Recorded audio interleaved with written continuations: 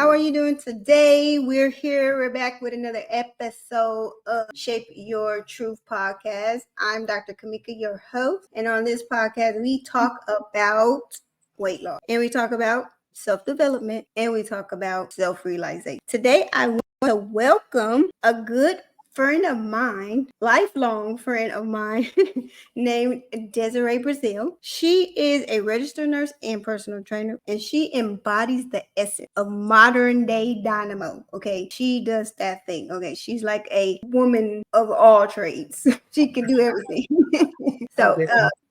Yeah, she's going to talk to us today about navigating those things, like navigating having a successful career, having a child and raising them alone as a single mother, and just how she's been able to do that and be successful and even start personal training and being also entrepreneur. So welcome, Desiree. Thank you. Thank you for having me. I wanted to ask, can you tell us a little bit more about your journey and about personal training, about the nurse, how you got to being a nurse and what prompted that, and how you found balance between those? So my personal journey, the nursing story is actually an interesting story. I was working at Mervyn's, a clothing store. I was really young, and there was this girl. This lady came up to me, like a whole bunch of commotion.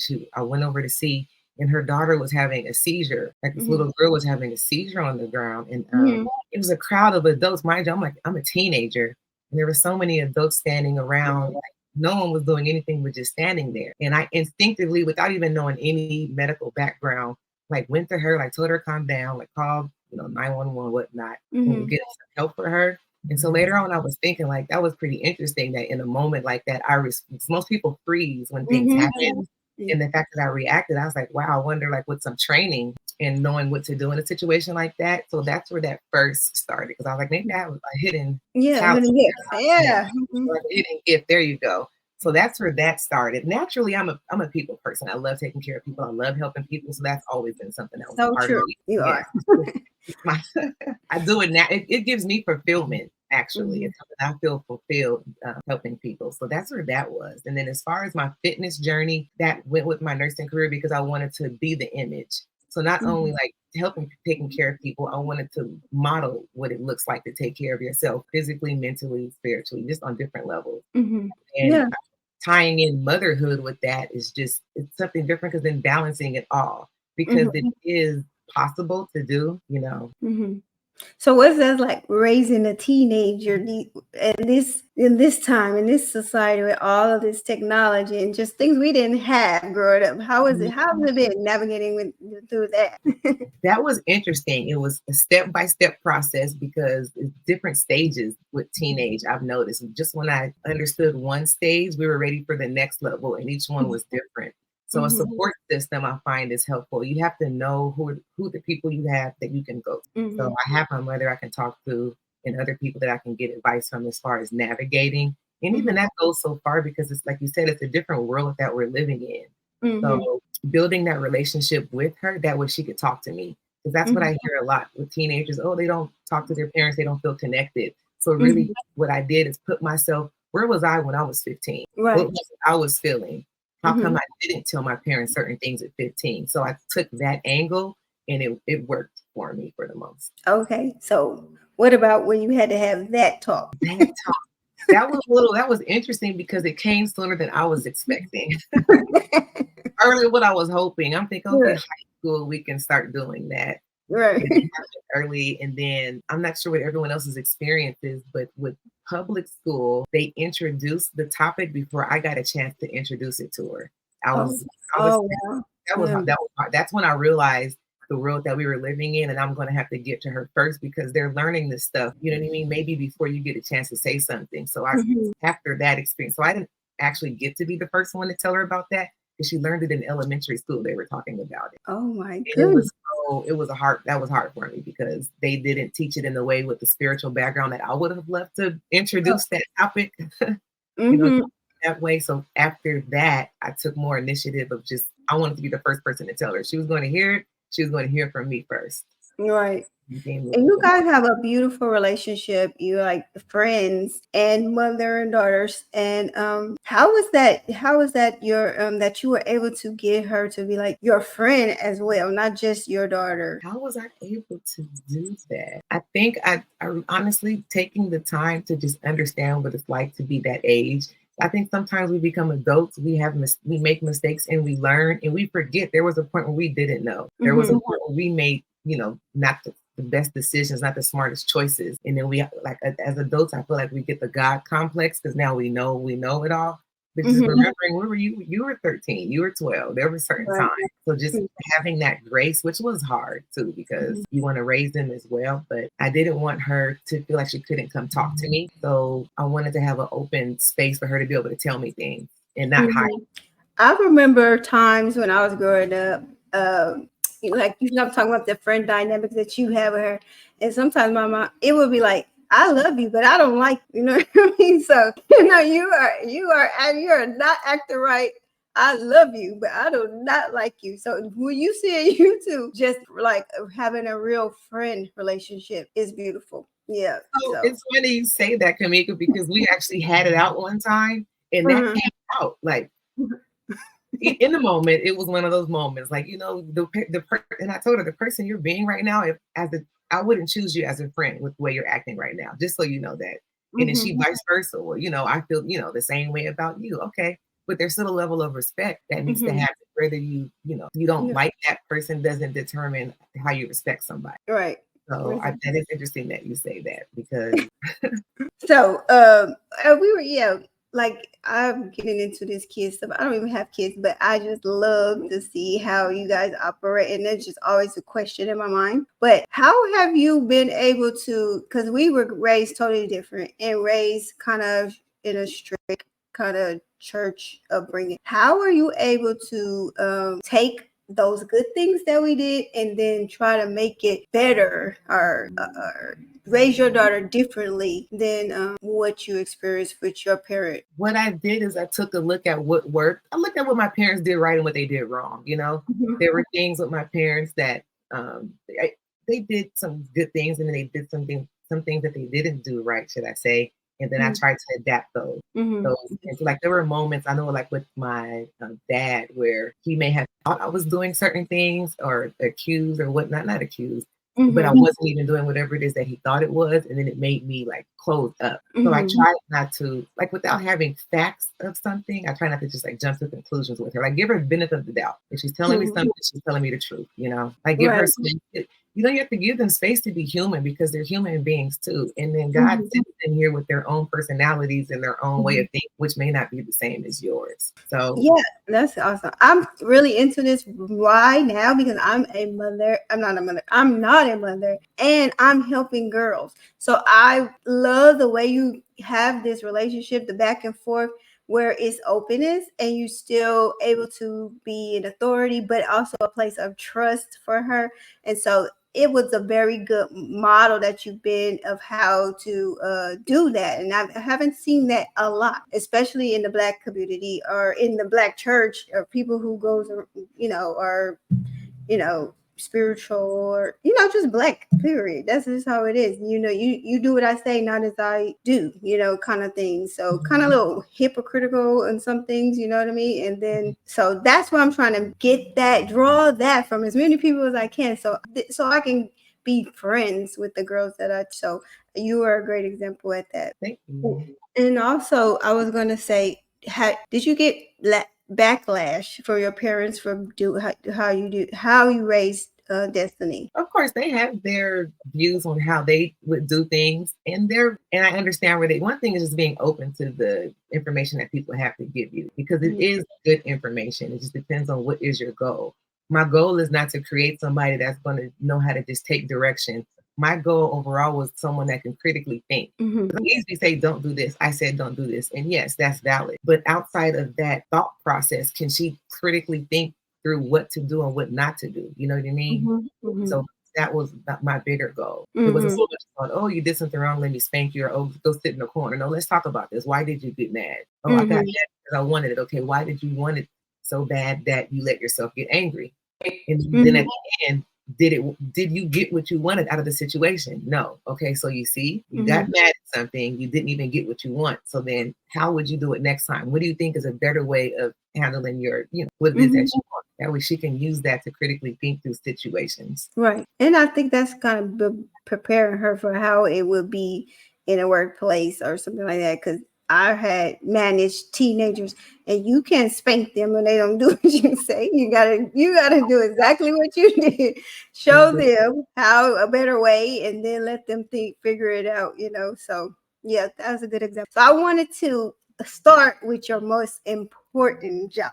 And the most important thing that you have to navigate through, and that's with that relationship and raising of your daughter.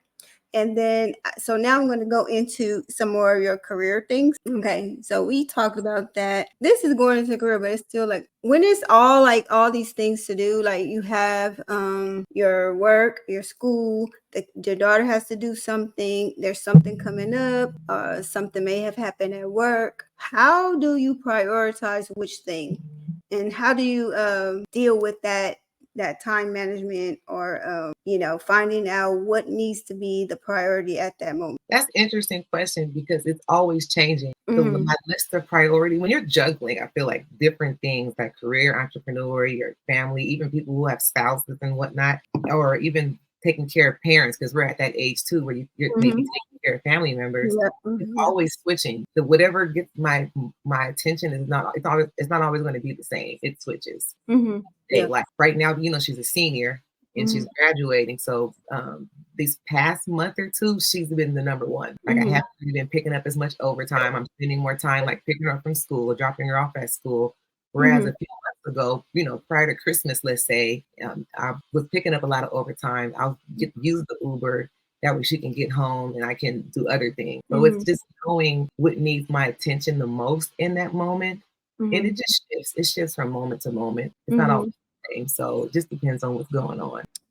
So you had a irregular or non-traditional path to becoming a nurse. Like a lot of doctors, or some they go back, or pharmacists, they didn't start the traditional way, 4 years as students. Describe a little bit about that, and because I really want to get people to know that they can go back to school and do things and still accomplish a lot of things, and also let the girls know that there's alternative ways to accomplishing what you want to do. That's interesting too, because I was just talking to Destiny, because she wants to do nursing. And I was telling her there's so many ways to get from point A to point B. And that's important because everyone's path is not going to look the same. We all don't have the same resources, the same responsibilities, maybe even the same financial support. So it's not going to look the same getting from point A to point B. So mine kind of, like you said, was very non-traditional. I started off at a city college, took all my classes there. Then when it was time to apply to our nursing program, there was a lot of waiting lists. So I chose to go private school, the private school route. And then from there, a lot of these hospitals will actually pay for you to go back to school. So now when I see a lot of the younger generations, they're getting like medical assistant or CNA, get a job at the hospital, and then they pay for their nursing degree. Their bachelor's, master's right on.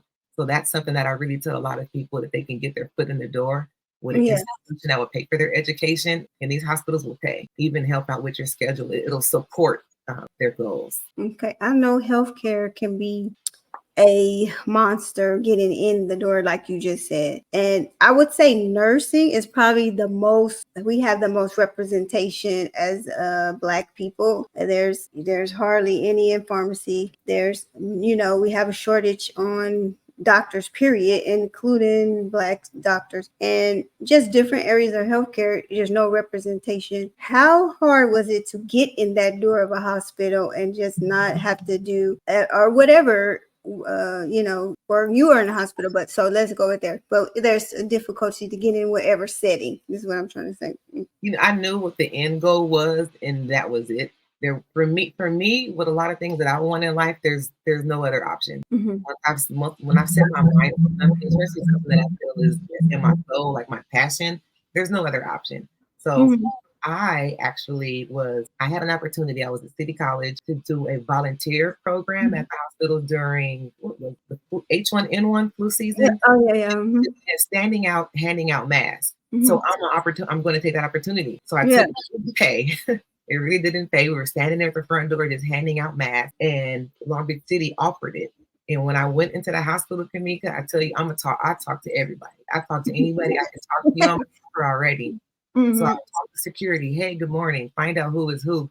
Enough to where I could develop some kind of relationship. So then when it was time to apply, hey, can I use you as a reference for a job? Because having a reference is really helpful. So if you know somebody, that's always a good thing. So I navigated pretty good.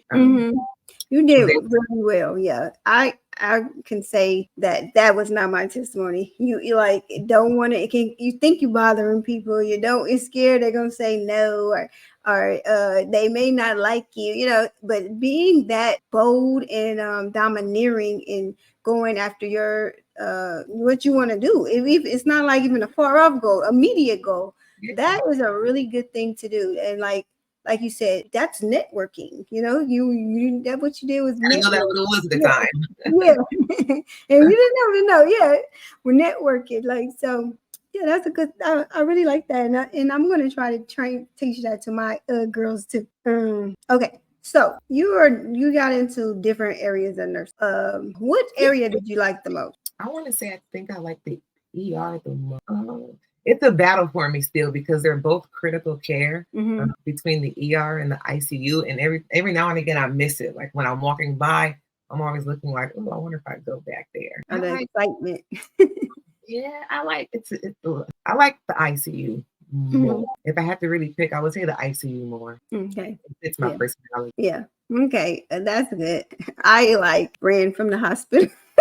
I ran from the hospital, ran straight out to retail. Get me out of there. I'm still drawn to it. Something about it. I'm always asking, and then I'm nights too, so working nights in that kind of field. But it's you know what it was? Like you said, the ICU, and you like getting some attachment to a person, and sometimes you have no attachment, but sometimes you just like you connect with a person in a short time, and then unfortunately, a lot of these people pass away. So it was emotionally draining, and I thought you wouldn't have that situation but that's not true. It didn't happen as frequently, but same kind of situation. You connect with your patients, and then we didn't do all we could do, or they didn't understand, or whatever the circumstance. They passed away. So kind of like it was a little sad for me, and I thought it would be too emotionally draining, but that's why I ran from it. Yeah, makes sense. It is. It can be. I mean, I had to. I think I talked to you yesterday about my shift the other night at work. Yeah. Even to this day, I kept playing in my head like over and over what different things that we could have done. So when I went back last night, I was asking about a patient, and he actually made it pretty good. So it made me feel better. But what it has done for me in that field, not so much developing this, because the emotional, during COVID, I will say it became a lot, to be honest. Emotionally, I was ready to I didn't even know if I wanted to be a nurse anymore. Right. Me too, as well. And that was after working at a trauma center in Linwood, which was really a lot of trauma, because you're seeing a lot of our people, young people, all these different assaults and situations that don't even get played on the news. We have no idea how much stuff is really going on. Yeah. But now it's made me have a greater appreciation for life, really. Right. Just the things that go on and how quick and how fragile it is. Just a greater appreciation for life, and really going after what you want to do, because you have right now. Yeah, and that's funny you brought up COVID. It affected a lot of people in a way where they walked away from the healthcare at all, or even some of them, took their own lives and stuff like that because of what happened with COVID. Did you experience any of your the doctors or the healthcare team doing that, walking away, or either even taking their own life? Quite a few people walked away. A few people just kind of switched fields, and then I did. You hear they keep it kind of on the low, but a few people had that happen as well. But that comes. I feel like I've worked in critical care most of my career. That's come with the toll that comes with that. I've heard of that happen outside of COVID. Okay. Yeah, I can see that. Yeah, I can see that. Definitely. I was there one time, and this would make me change my mind about hospital. It was a family. It's a big room in the Loma Linda Medical Center, and they have 4 families in this critical, and one after the next passed away right then in that hour. I was like, oh my God, I can't do this, So yeah, that is, I got to be built for it. Yeah, you got to be built for it. Mm-hmm. That was hard, in COVID. I love having this space to be able to say this for anybody that's listening. The hardest part, if I could speak for all nurses, is to go to work, okay, and you're watching people like die. Like when you go to war, you expect to see death by the masses. You don't just see that regular in the hospital. Death doesn't happen just like that. And then to go home and everyone's like, oh, COVID's not real, or this is not real. It's like, it's not even about the politics of if it's real or not. I'm going to work and I'm telling you, people are dying left and right. You know what I mean? They're losing their life. So be sensitive to those family members, you know what I mean, that lost 10 people, or this neighborhood that lost a lot of people. Stuff like that. Yeah. And like you said, you're a very personable and caring person in general. Have you had those conversations with the family, like preparing them, like this may happen? How hard was that? In general, and it's like I say, working in the ICU, that seems like a daily. Most people that make it to the ICU are critical. So that's every day. That hard conversations every day. Wow. It's so interesting enough, Kamika, especially in the new role that I have. Now I have the opportunity, which I have to really be conscientious of my mental and spiritual health, because as a charge nurse, I'm overseeing all the patients now, where people are coming to me. So having to talk to those family members. So go into that more, your self-care, or how you decompress. How do you do this to like not carry it with you all the time? How I don't carry it with me is a lot of stuff starts at home. A lot of things start at home. What you practice in your house, in your home with your family, how you treat your family, your relationships, how you set up, I feel like is what you're going to do in the world, is my opinion. So when I go to work, home stays home. It has to stay, no matter what's going on at home, it has to stay at the door. Because I have to be in my job, 100%. I can't be, doing too many things. And then same thing when I come home, work has to stay at work. That's one of the ways that I completely have to keep those two real separate. So you've been able to establish firm boundaries, which a lot of people are able to do with family. They know Desiree at work, don't call her. I don't. The job, I'm with my don't call me. Unless it's an emergency, text me something, because I had almost going back to the motherhood with Destiny, in certain teenage stages where she'd have, certain little things going on where she wanted to talk to me. It would be a struggle. Because I'm at work, say I'm dealing with a cold blue or something, and she's texting me sad about something, and I'm like, oh, in this moment right here, it's not so great. Yeah. I don't look at this, but most of the time, it's an emergency. When I'm at work, I'm at work. I have to be in. So setting boundaries. You have to set boundaries for your entire life. I heard someone say the boundaries are to help you. It's not so much about the other person. It's to help you navigate, your life. Yeah. I didn't have none of that. I didn't have a lot of boundaries. They knew if I'm at work, but they still call. They know I wasn't leaving, but it's still what, you hear the conversations, or at work, there was no boundary. They call me all day, all night. And it's good that you establish that, because they have to do the problem by themselves. You know what I mean? You're not always involved in the problem. And then when that pandemic came, it was like, no, I can't even function in this anymore. I can't do this. You calling me every minute, So I'm learning to set boundaries in my life and prioritize, and just find out what is my non-negotiables. What do I have to do that nobody else can do for me, or can't hand off to somebody else, and those things that I just don't have to do at all, just push them out the way.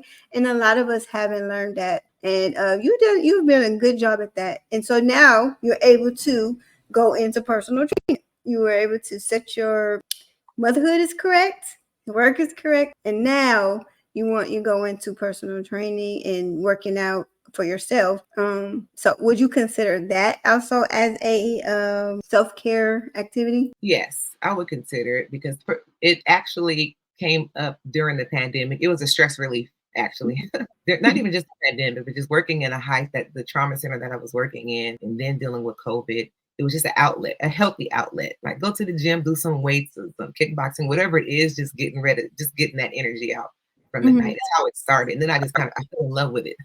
fell in love with just being active and moving around, alongside with seeing the benefit of the bedside benefit of being healthy, or not being healthy, but being active, should I say. And active. I've seen people at like 50 and 60 like have a heart attack, and then they're up the next day after having a full surgery. And it's like, oh, I play basketball every day still. It's like, oh, okay. So there's something to this, like staying active, keeping your heart and lungs. And that's crazy.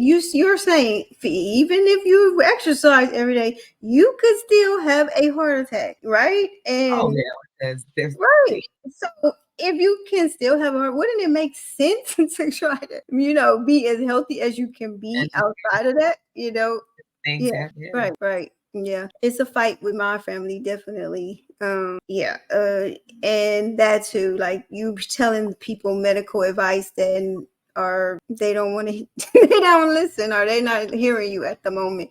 That is very hard.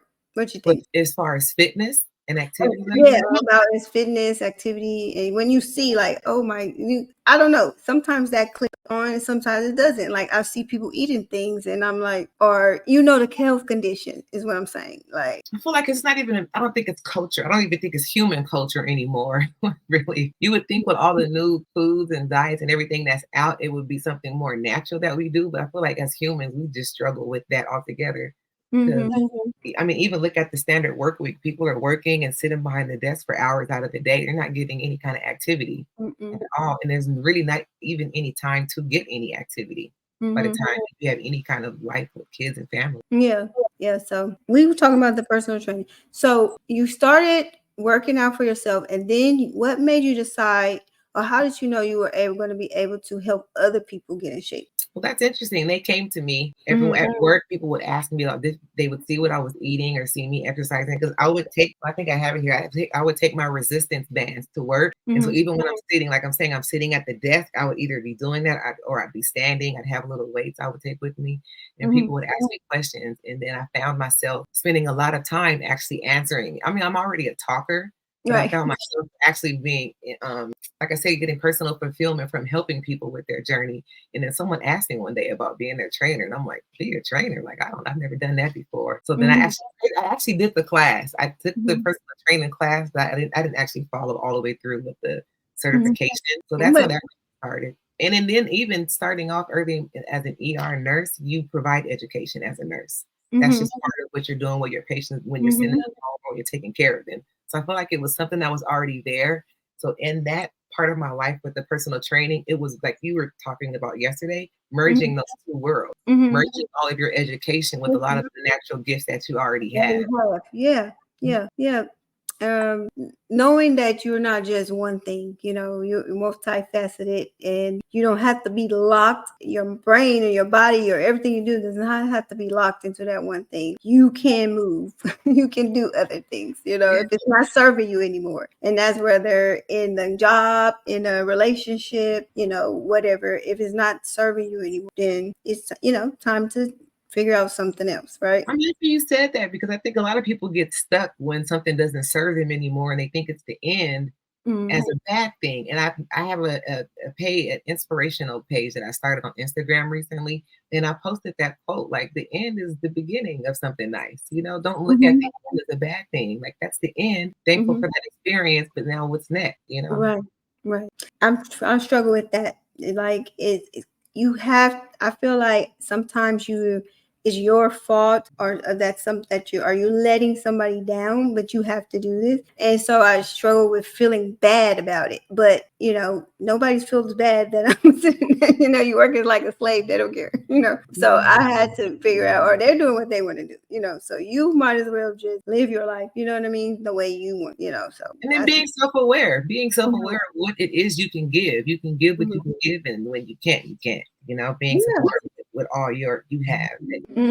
So I grew up in like religious families, but you grew up raised by a mother who was raised Seventh-day Adventist. So you had already in you a lot of nutrition knowledge, even if you didn't do it. You already knew them just upbringing. How did you draw from that when you started your personal training? How did I draw from my upbringing? With the dietary and all the rest, Sabbath. That's an interesting question. I You know may it's. You may have not, but I didn't know how important it was, that stuff that they were doing. I was like, oh, my grandma and her, all these Because we things. did so much stuff because Yeah. that's just what we did and that's what they did. So we just did it too. Like if Granny was doing it, then that's what we were doing too. Yeah. But it did come back around. And so Mhm. it's not that I drew consciously, I didn't draw from it, but unconsciously it did. I don't know if you remember during the pandemic when I started the garden. Yeah, And yeah, planet. we were eating all kind of stuff out of the garden. And I didn't even know Yeah. that it's something that I was even good at. And that's what I was telling people. Like, I was with your grandmother a lot, and she was like a green thumb. And so, like, you learn how to do these things, and I didn't even realize that I'm learning how to plant stuff. Or like the herbs, my grandma used to make all those teas and stuff. I thought everybody grandma did that, but no, it wasn't. That was different. That was not normal practice for everybody. So at the time, I didn't value it that much. But now I do, so yeah. I know what you mean. Mm-hmm. I agree with that. I have something my grandmother used to make that is really good when you're sick. Mm-hmm. And I wish I would have taken the time to get so much more from her because I know she had so much more that she used to give us. That, like you said, we thought it was just normal stuff and didn't realize that was something she was making in the garden. Right. Yep. So I ate out of your grandmother's garden many a times, and yeah, her grandmother and my grandma were best friends. So we spent a lot of time with each other, and our mothers spent a lot of time growing up with each other. So yes, three generations of knowing each other. Yeah. So talking about that, we talked about the personal training. So what are you doing right now? What are you doing? What do you want to? Can we do to support whatever you're doing right now?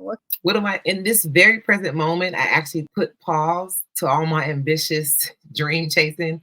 Destiny graduates high school in like the next 3 weeks. She turns 18 in 2 days. So I'm trying really hard to stay in the moment because I get my goals and then I'm off. Right now I'm staying in the moment, getting ready for her birthday, getting ready for graduation, and then her graduation party in this moment.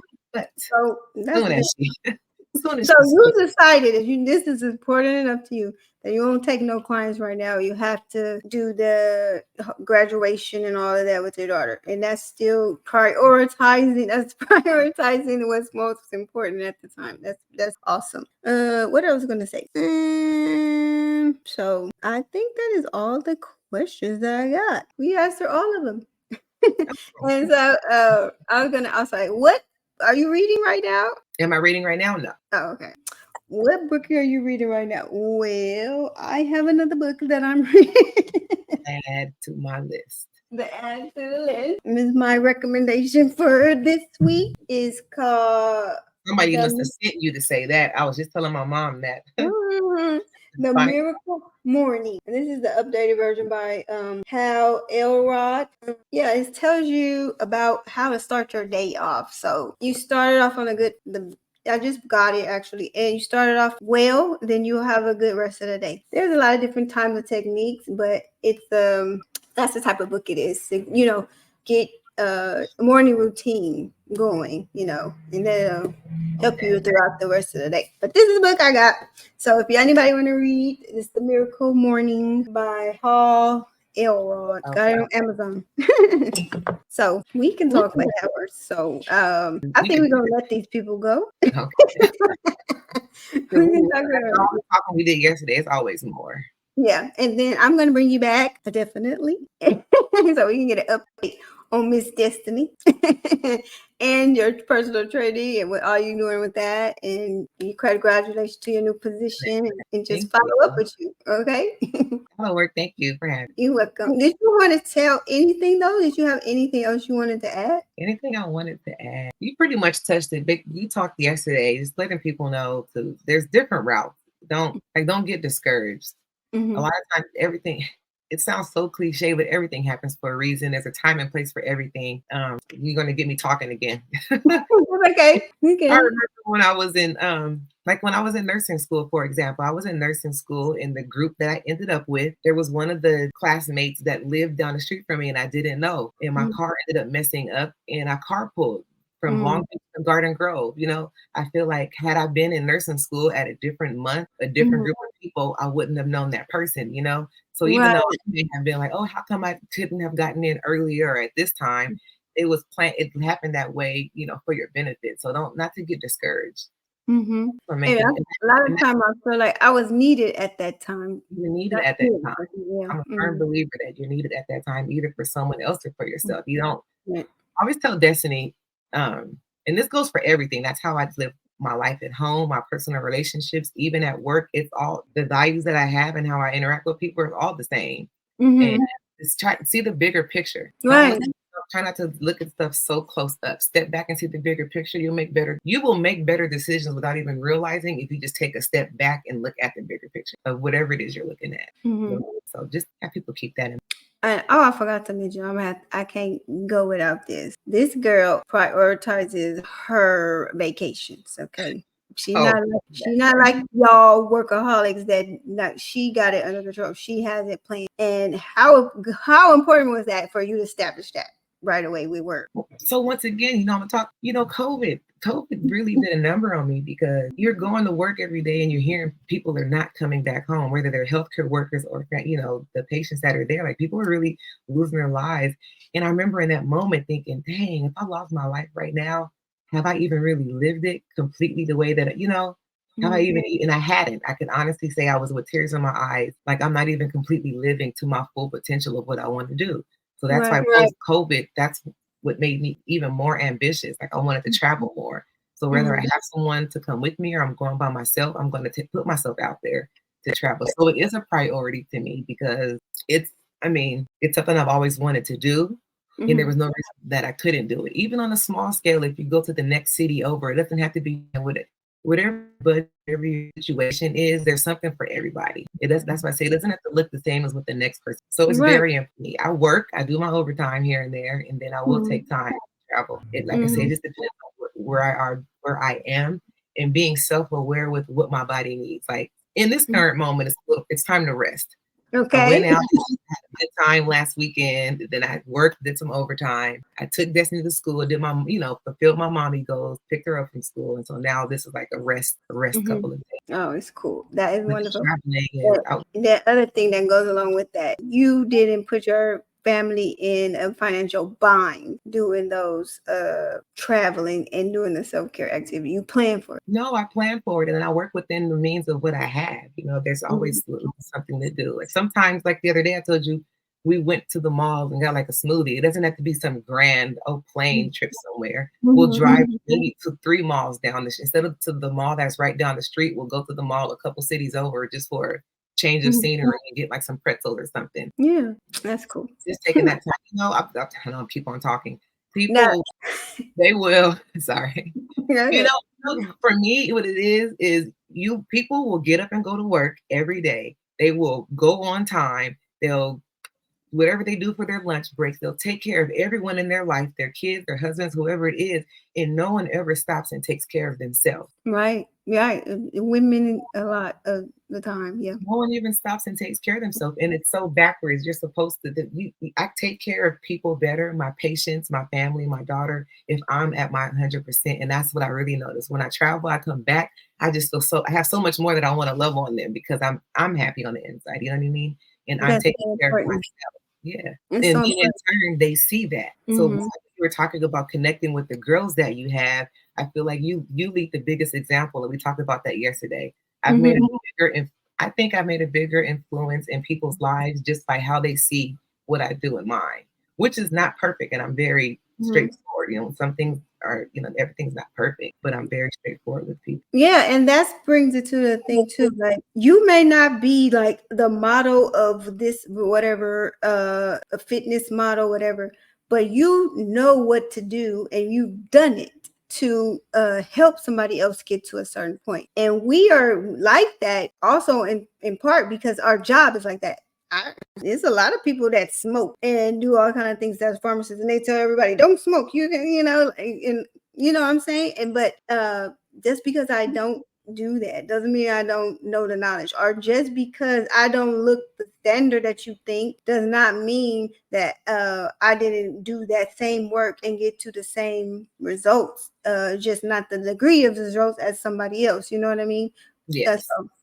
So Like I struggle with that sometimes too, because it's a lady online. She's bashing fasting, and she's telling, oh, fasting don't work. How long you're gonna be able to do that? You can't. That's not a lifestyle. So yes, it is. It definitely is. Especially if you had bariatric surgery, you fasting a lot, and you're doing that every day. That if you don't, people don't understand that or not, that's what you are essentially doing. And so how you keep off that weight is keep doing that. So for 20 years, I've kept off 170 pounds doing that. She didn't, that's not her testimony, right? But she thought, because she thought she lost more weight. And I'm like, well, look, I don't have that like you, but I had way more to go than you, right? And so, you can't judge people by that. That's what I've just said all of that to say. No, you can't. And there's different ways. That's the thing. You just can't have tunnel vision in life. Like you make life harder. If you aren't going to see from one perspective, you're just going to give life on all levels harder. I especially, like I told you, in this new position, it's allowing me to see things from so many different angles that I did not see before. And I feel like it's helping me as a person in my personal life, just navigating all those different angles at work, being able to see things from all those different perspectives and what's going to be helpful to somebody, Right. So, anything else? Did we forget anything? I love it. This is so great. Like you need people, like you said, representation for people to see and hear. Because when I originally did it, I didn't see a whole lot of people doing it. Like I said, of your skin color and critical care, even in the hospital as nurses, I didn't really see it. Like honestly, the most African Americans I've seen in the ICU was during the pandemic when we had travelers. So many from everywhere. Yeah, come from everywhere. Like, oh, there's a lot of Black people. I didn't even realize. In California, it's some even pharmacists down south is more, but here it's not that much. It's not that many. Like in my class, I was the only Black person, like of African American descent that we had. I had another. My brother was he was from Africa, but he was he was here. He's Americanized everything, but what I'm saying, it's different culture basically. I was the only one in my class, and then there was one Hispanic person. So that was it. Everybody else was, well, I could say the class was majority of Asian, but a specific Asian group, Vietnamese, not like all the Asians. It was specific. I mean, so yeah, that was hard for me, like hard not having anything to identify. I didn't understand how important community was until I think it is. So keep it up, Kamika. I love it. I see you, girl. Yay, thank you, Des, for coming. I really appreciate it. And yes, I want you to come talk to my girls. Yes. Too. When I have my class. I usually have a class on Monday, Wednesdays, but just come speak to them about different career paths. All they think you can have is a nurse, not a nurse, not even nurse, doctor, and it's like from one extreme to the next, makeup artist, like that. You know what I mean? Like there's other jobs. That's a whole other conversation too, because it wasn't until I became a nurse I saw so many careers that even pay more than we get paid. So I tell people there's a lot of things out there. There's a lot of good paying jobs. And even with the girls with their journey, something that I do you can try with them is having them set their own goals, their standards. What they want to do with whatever their eating plan is.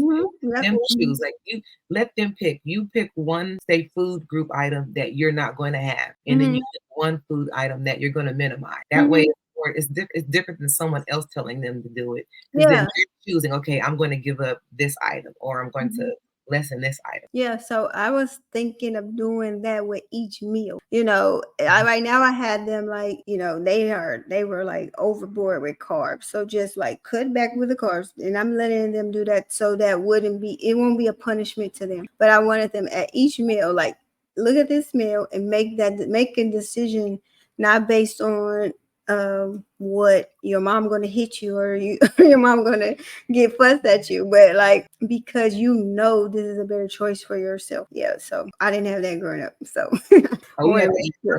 eat everything. So thank you for coming, Des, and like I said, I gotta have you back. Des can be found on Facebook and Instagram, but right now she's taking a break. If they did want to reach out, how could they do that?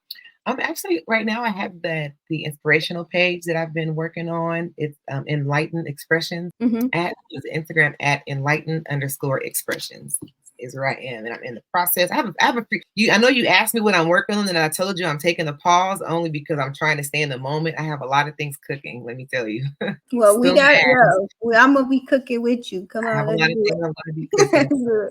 I'm starting something with the traveling, and I have started back on a different fitness routine that I've been giving people that's been successful. I'll be telling you about that one. Yeah. You gotta help me with my girls. I will. All right, girl. I thank you for coming. Love you. Right, Have a good rest of your day. Later. Bye.